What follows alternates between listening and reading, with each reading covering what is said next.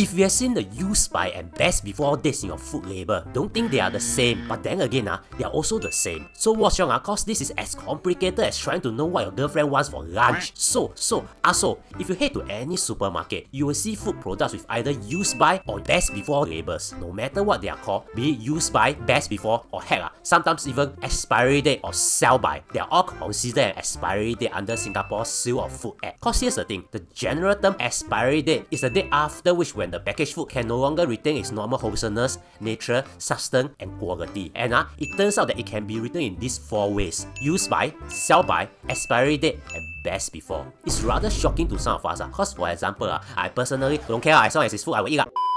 I personally thought that use by and best before have very different meaning. Use by means die must eat it before the date, while best before means that after that date, the food will taste different. That is correct too. Then why is it considered an expiry date? Expiry date is considered expiry date too. Wait. If expiry date is also expiry date, then why expiry date is also sell by date?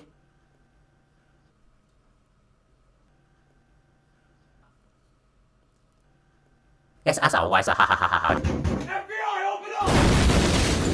Now, to avoid confusion, just remember this. Based on the laws, not based on science, health, or taste, there's just one broad generic date. No matter what, if you are selling anything, it's illegal of you to sell them after this date, which the law calls it the expiry date. But we'll now just call it the bad date. This is confusing because it's like back in the days when Meta was called Facebook. When we say Facebook, are you referring to the platform that your grandparents use, or the company that owns Instagram, Facebook, and WhatsApp? So, the whole idea of the bad date is to give manufacturers and retailers a date to work on. But here's the thing, for us consumers, the bad date has a different meaning. Here's when we are right. According to SFA, you shouldn't consume food that has a past use by. Conversely, food after best before won't be at its best quality. There's an easier way to explain this. Use by is kind of like a hard date now, whereby by then the food will be contaminated. Whereas for best before, you'll just be wasting your calories, but it's sort of like a soft date now. Let's use another example. Let's say a woman who wants to give birth. If she cannot, too sensitive cause it's an objectifying woman. Sorry, buggy. Let's use another example. Let's say a man who wants to give birth. Now why you all never complain?